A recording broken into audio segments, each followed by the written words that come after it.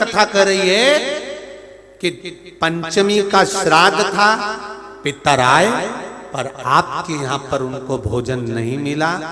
वो पंचमी के दिन का श्राद्ध नहीं जीम पाए, चले गए। पितरों को छोड़ा जाता है, भोजन मिला तो ठीक है, नहीं मिला पितर चले जाते।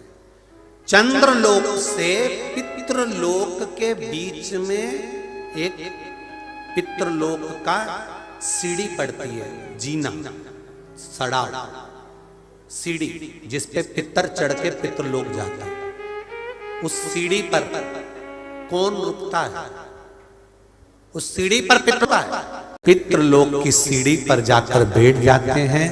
अंदर जो पितर जाते हैं वो पितर जब अंदर जाते हैं, जाने के बाद बात करते करते जाते हैं कि हमारे बेटे ने हमको खीर खिलाई, हमको पूड़ी खिलाई, और उनके मुख से जो राल टपकती है तो जो पितर भूखे रह जाते हैं वो पूरा साल उनकी राल को चाटते हैं और बद्दुआ देते हैं कि हमारे बेटे 5 5 4 4 3 3 2 2 इतने बेटे और हमको भूखा छोड़ दिया।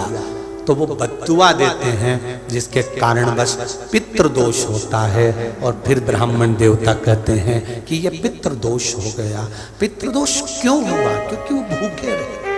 33 कोटि देवताओं को बिठाकर तब भगवान शंकर ने हाथ में गंगा का जल लेकर उस अश्व पर छोड़ा तो उसको कपूर बना दिया। कपूर बनाकर उसको यज्ञ में समर्पित कर दिया। भगवान विष्णु से कहा, सुनो विष्णु, यज्ञ की पूर्ण आहुति पर ये कपूर के रूप में ये अश्वमेध यज्ञ के अश्व को दान दिया गया है। अर्थात पृथ्वी पर मनुष्य यदि अपने घर में आरती पूजन में कपूर को प्रज्वलित करेगा तो उसको 1000 अश्वमेध यज्ञ का फल उसी समय पर प्राप्त हो जाएगा। इसलिए हर आरती के पूजन के बाद कपूर का टुकड़ों की प्रसन्नता का ध्यान रखा जाता है। तो उसमें सबसे मूल होता है गाय का गोबर की अलोनी जो बनाते हो, कंडा गोबरी, और उस गोबरी में उस कंडे पर जलाने के बाद उसमें घी और गुड़ या शक्कर मिलाकर उसकी धूप देना। ये बड़ा क्यों महाराज? शिव महापुराण की कथा कहती है अन्न 5 रात्रि तक हमारे शरीर के अंदर रहता है। कितने रात्रि? 5 रात्रि। दूध 7 रात्रि तक हमारे शरीर में रहता है। और दही 20 रात्रि तक हमारे शरीर में रहता है। केवल एक घी गौ माता का ऐसा होता है जो 1 महीने तक हमारे शरीर में रहता है। इसलिए सनातन हिंदू धर्म में, हमारे सनातन धर्म के अंतर्गत श्राद्ध पक्ष में 16 दिन गाय का गोबर का जो कंडा होता है गोबरी, उस कंडे को जलाकर उसके अंदर घी और गुड़ का धूप दिया जाता है।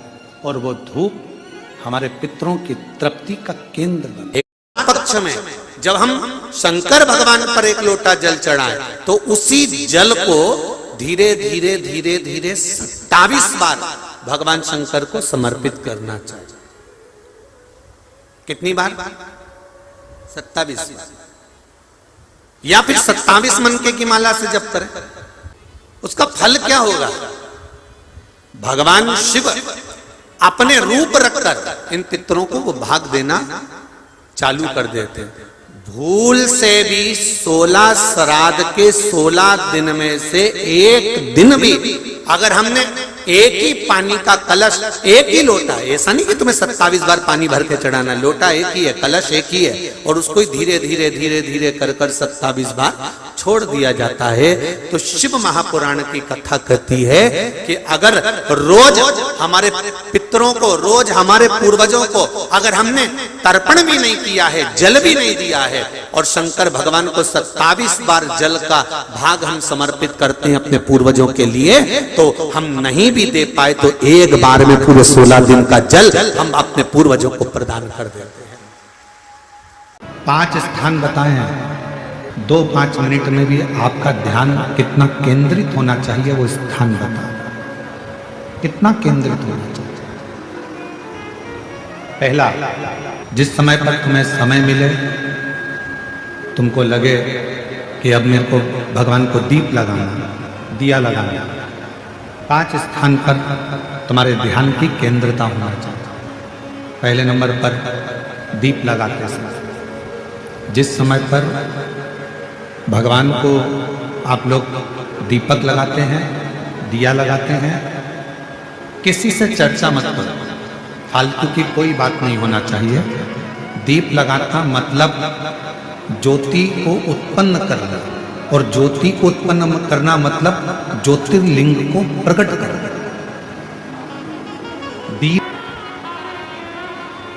दीपक की जो ज्योति है वो ज्योतिर्लिंग का ही प्रतीक है, ज्योतिर्लिंग का प्रतीक। इसलिए दीपक लगाते समय व्यर्थ की किसी से बात ना करी जाए। दीपक लगाते समय किसी से व्यर्थ की बात ना करते हुए, जिस दीपक को आप प्रज्वलित कर रहे हो, जिस दीपक को आप लगा रहे हो, आपका ध्यान उस शिव की ज्योति में केंद्रित होना चाहिए।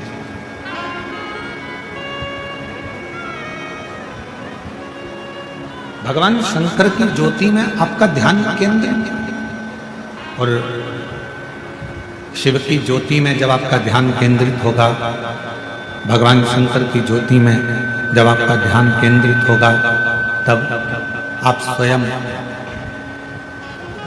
भगवान शिव का साक्षीकरण 2 क्षण में करो। तो दीप जलाते समय चाहे मंदिर में दीपक लगाओ, चाहे घर के अंदर मंदिर में दीपक लगाओ, चाहे बेलपत्र के वृक्ष के नीचे दीपक लगाओ, चाहे आंवले के वृक्ष के नीचे दीपक लगाओ, चाहे आप घर के दरवाजे पर दीपक लगाओ। दीपक लगाते समय तुम्हारा ध्यान केंद्रित दीप में जो ज्योति है, ज्योति में जो शिवलिंग है, ज्योतिर्लिंग है, उस ज्योति का दर्शन करते समय अपने ध्यान को केंद्रित। दूसरा,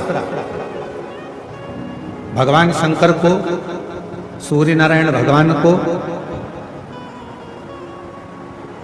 तुलसा महारानी को, बेलपत्र को, आंवले के वृक्ष को, पीपल के वृक्ष को, बट वृक्ष को, शमी वृक्ष को जब आप जल चढ़ाएं, तो जल चढ़ाते समय भी व्यर्थ की बातें ना करते हुए, जल चढ़ाते समय जल की जो धार है उस धार पर अपना ध्यान केंद्रित होना चाहिए। उस प्रेशर बढ़ाओ, प्रेशर, उस धार पर आपका जल की जो धार हो, उस धार पर आपका ध्यान केंद्रित हो। दीपक की ज्योति पर आपका ध्यान केंद्रित हो, जल की धार पर आपका ध्यान केंद्रित हो। तीसरे नंबर पर कहा गया, तीसरा स्थान जो कहा गया, जब भगवान शंकर के मंदिर में, देवता के मंदिर में, देवालय में, शिवालय में जब आप भगवान को प्रणाम करने के लिए, नमन करने के लिए नीचे झुके हो, उस समय पर आपका ध्यान भगवान के चरणारविंद में केंद्रित होना चाहिए। ये तीसरे नंबर का स्थान है। ज्योति, ज्योति, जलधार,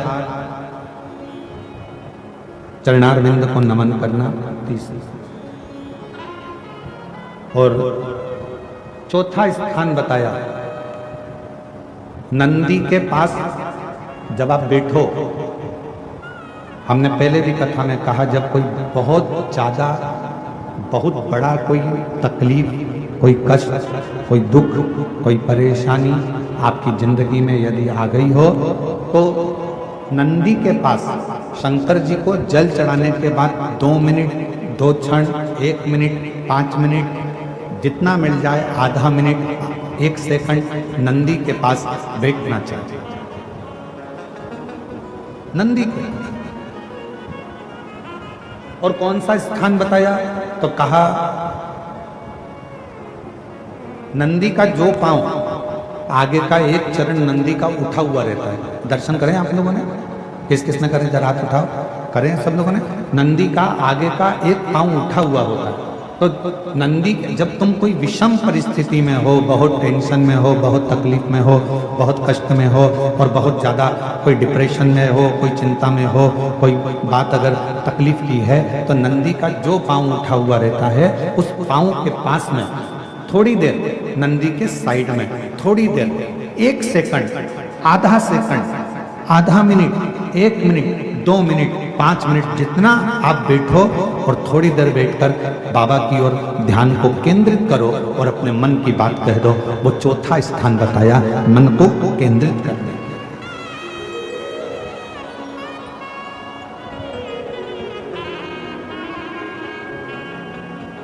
पांचवा स्थान, जब सही मार्ग नहीं मिल रहा हो,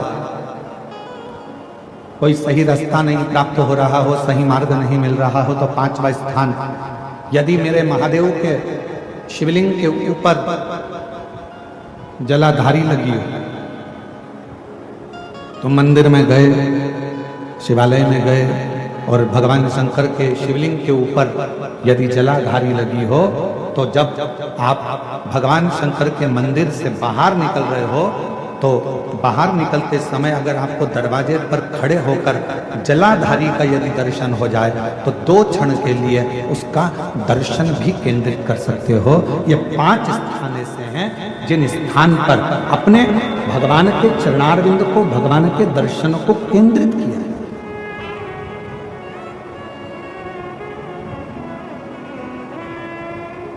पांच सभी लोग बोलेंगे साथ में। पहला, जम के बोलो, जरा जम के बोलो, आवाज नहीं आ रही है। दीपक की ज्योति। दूसरा, जम के बोलो जरा, जल की धार। तीसरा, चरणों को प्रणाम करना। चौथा, नंदी के पास में, चरण के पास में बैठकर अपने मन की दशा को कहना। और पांचवा, भगवान के ऊपर जो जलाधारी लगी होती है। घर के अंदर धूप छोड़ने के बाद पितृपक्ष में 16 दिन जिस घर में धूप छोड़ने के बाद हाथ की अंजलि में जल लेकर नहीं छोड़ा जाता था, केवल धूप छोड़ दी और अंजलि में से पानी नहीं छोड़ा गया। गाय को श्राद्ध पक्ष में रोटी निकालकर खिला दी, थोड़ा सा जल गाय को नहीं दिया गया। कौवे को रोटी दी गई, कागा को भोजन दिया गया, जल नहीं छोड़ा गया। ब्राह्मण को भोजन कराकर उसको जल नहीं दिया गया। तो इस महाशनि का काम क्या था? श्राद्ध पक्ष में पितरों को जो भाग मिलता था, देवताओं को जो भाग मिलता था, पितृ पक्ष में पितरों को जो भाग मिलता था, जिसमें जल नहीं छोड़ा जाता था, उस भाग के, उस घर की 71 पीढ़ी का पितरों का हिस्सा ये महाशनि अपने खाते में ले लेता था और उसको अपने पक्ष में रख लेता था। तो पितृ उससे तरसते थे, उस भोजन के लिए तरसते थे। अब जरा विचार करिएगा। वैसे तो आप लोग सब समझदार हैं, वैसे तो आप लोग सब अगर धूप छोड़ते होंगे तो जल जरूर छोड़ते होंगे। बोलो सही है, देते हो ना जल। अगर अग्नि में तुमने थोड़ा सा भाग दिया है तो वहां पानी का छोड़ना जरूरी होता है, जल का छोड़ना जरूरी है। जल नहीं छोड़ा तो वो भाग महाशनि के खाते में चले जाता है, जल नहीं छोड़ा तो वो भाग महाशनि के पास पहुंच जाता है, महाशनि के खाते में। अब महाशनि उस भाग को एकाग्रित करता गया, करता गया, करता गया, करता गया। जब उसने बहुत सारा भाग एकाग्रित कर लिया, तब उसने देवताओं पर आक्रमण कर दिया। जब महाशनि के पास में जब बहुत सारा भाग आ गया तो उसने आक्रमण कर दिया। आक्रमण करा, जैसे आक्रमण किया तो देवलोक पर अपना कब्जा जमाने लगा, इंद्रलोक पर अपना कब्जा जमाने लगा। महाशनि ने आक्रमण करते करते करते करते सब जगह पर अपना कब्जा जमा लिया। महाशनि का काम क्या है? महाशनि का कर्म क्या है? अगर वो धूप छोड़ने के बाद पानी नहीं डलता है, जल नहीं दिया जाता है, पितरों को जल नहीं प्रदान किया जाता है, तो वो भाग जो महाशनि लेता है उसका स्थान हमारे घरों में भी बनता चले जाता है। उससे होता क्या है? तो कहा गुरुजी, देव पितर शिव महापुराण की कथा कहती है, घर में मान लो 1 रुपया कमाकर लाया जा रहा है, घर के अंदर यदि 1 रुपया आ रहा है तो सवाया खर्च हो रहा है, घर में धन दिख नहीं रहा। एक जरा सा बर्तन रखा है, उसके पीछे घर में विवाद हो रहा है, तो समझ लो ये महाशनि का भाव प्रबल हुआ है। घर में बच्चे, एक बेटा बीमार हुआ, एक बच्चा बीमार हुआ, ठीक हुआ, दूसरा बच्चा बीमार हुआ, ठीक हुआ, तीसरा बच्चा बीमार हुआ, ठीक हुआ, छोटे बीमार होते होते बड़े बीमार होने लगे, एक बीमार पड़ रहा है, एक ठीक हो रहा है, समझ लो महाशनि का प्रभाव है। मतलब तुमने कि तुम्हारे घर में अगर 4 बेटे हैं, 3 बेटे हैं, उन्होंने धूप तो छोड़ दी, पर किसी ना किसी ने जल देने से उसको जल प्रदान नहीं करा। गाय को रोटी तो श्राद्ध पक्ष में दे दी, पर जल नहीं दिया गया। गाय को अगर रोटी देने जा रहे हो तो थोड़ा सा बाल्टी में पानी भर कर ले जाओ, अगर बाल्टी में भी पानी नहीं ले जा सकते, थोड़ा सा जल उसके मुख पर जरूर देना चाहिए कि वो जल का आचमन कर ले। कौवे को अगर भोजन दिया है, कागा को अगर भोजन दिया है, थोड़ा सा जल का भाग भले कटोरी में भर कर ले जाओ, और छत पर थोड़ा सा भाग जल का छींटो, पर छींटना जरूर है। से निवेदन है, मेरी बेटियों से, मेरी माताओं से, अगर तुम्हारे घर में 25 साल तक भी औलाद नहीं हुई, 20 साल हो गए, 25 साल हो गए, 30 साल हो गए, 28 साल हो गए, 15 साल भी हो गए, 10 साल भी हो गए और संतान का सुख नहीं है, तो श्राद्ध पक्ष में प्रतिदिन अपना जो पानी का हंडा होता है, परिंडा होता है, क्या बोलते हैं हैदराबाद में, हमको उसको नहीं मालूम, जहां पर पीने का पानी भरते हैं, हंडा बोलते हैं, मटका बोलते हैं, बाल्टी पानी की या हंडा, मटका, गगरा, जो भी भर कर रखते हो रसोई घर के अंदर पीने का, उस पानी के भरे हुए हंडे के पास में पितरों का स्थान होता है। वो पितरों के स्थान के पास में कटोरी में थोड़ा सा दूध रखिए, एक बेलपत्र रखिए, और वो बेलपत्र और दूध को आप प्रतिदिन 16 दिन तक लगातार शिव जी को रोज रखो, रोज समर्पित करना प्रारंभ करो। बस बेलपत्र शिवलिंग के ऊपर और दूध जहां अशोक सुंदरी का स्थान है, आपको मालूम होगा, ये जलाधारी,